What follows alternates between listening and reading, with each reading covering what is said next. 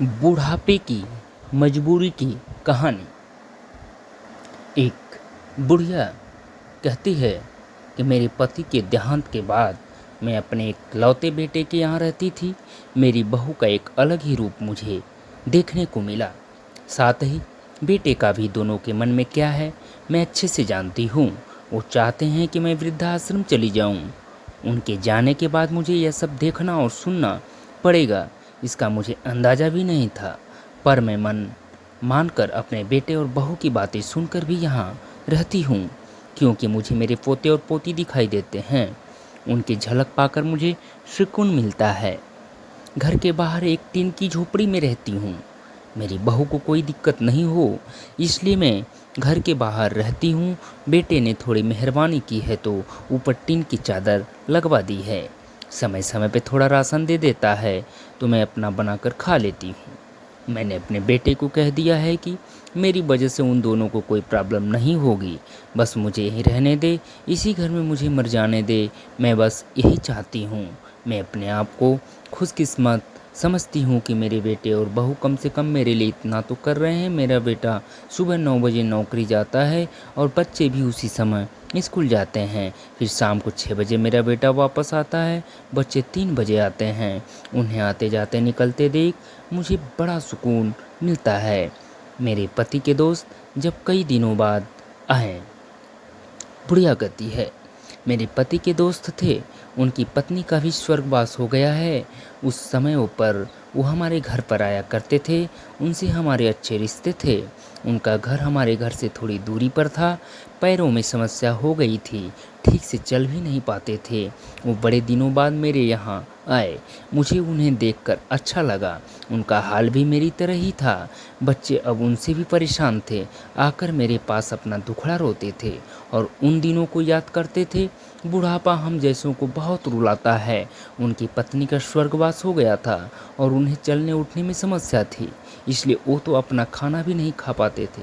मेरे पास आए तो मैं समझ गई कि यह इतनी मुसीबत में चलकर पुराने दोस्तों के यहाँ चाय और खाने की चाह में ही जीते होंगे। उनकी भी अपनी मजबूरी थी।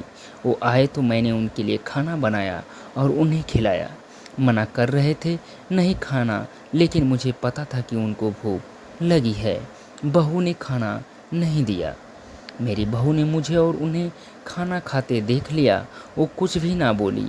ऐसे ही वो यहाँ 2-3 बार आए। जब भी वो आते मैं उन्हें खाना खिलाती। फिर उनके जाने के बाद जब मेरा बेटा आया तो बहू कहती है कि तुम्हारी माँ कितनी बेशर्म है, पता नहीं किस किस को आजकल बुलाकर खाना खिला रही है। बड़ी मुश्किल से कमाया जाता है और यह लुटाने में लगी। इनका राशन बंद करो, कुछ दिन भूखी रहेगी तो अक्ल ठिकाने आएगी।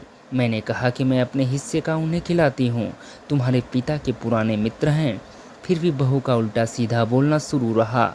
घर के बाहर रहकर इनको आज़ादी मिल गई है, पता नहीं क्या क्या करती है। बेटा भी बोला कि कुछ दिन भूखा ही रहने दो इन्हें। मुझे मेरे बेटे ने घर के पीछे सीढ़ी के पास ले जाकर बिठा दिया। कहा कि अब यहीं बैठो। मेरे तो अब आंसू भी सूख गए थे।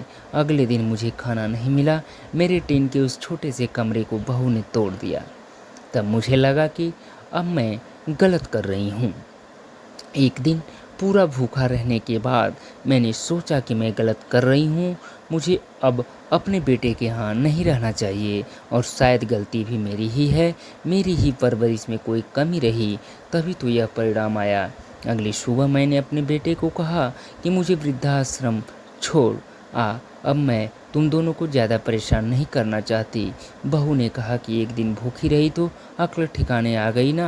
बेटे के चेहरे पर भी अजीब सी खुशी थी। जल्दी से तैयार हो गया। मुझे छोड़ने के लिए बहू कह रही थी कि आज की छुट्टी ले लो, यहाँ आसपास मत छोड़ाना, कहीं 3 दिन में वापस आ जाए।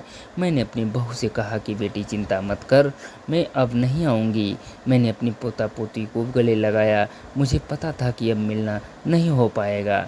बेटे को भी चाहती थी कि एक बार जी भर के गले लगा लूं, लेकिन वो बोला चलो जल्दी करो। मैंने बहू को कहा कि बेटी अपना ध्यान रखना। मेरा बेटा मुझे छोड़ आया। वहाँ आकर मैंने देखा कि मेरी तरह कई हैं। थोड़े दिन उदास रहते हैं, फिर सच को स्वीकार कर लेते हैं। मैं अब यहाँ खुश हूँ, कुछ काम भी करती हूँ। मैं चाहती हूँ कि ऐसा कहूँ कि ऐसा किसी के साथ ना हो, लेकिन ऐसा कब किसके साथ हो जाए। कोई बात नहीं बता सकता, लेकिन माँ बाप को ऐसे समय के लिए भी तैयार रहना चाहिए। बस बच्चों को पाल कर बड़ा कर दो, उनसे कुछ उम्मीद मत रखो। दोस्तों, ये रहा बूढ़ी माँ की कहानी। कहानी पसंद आई हो तो चैनल को सब्सक्राइब कर लाइक करें। धन्यवाद, बहुत बहुत धन्यवाद।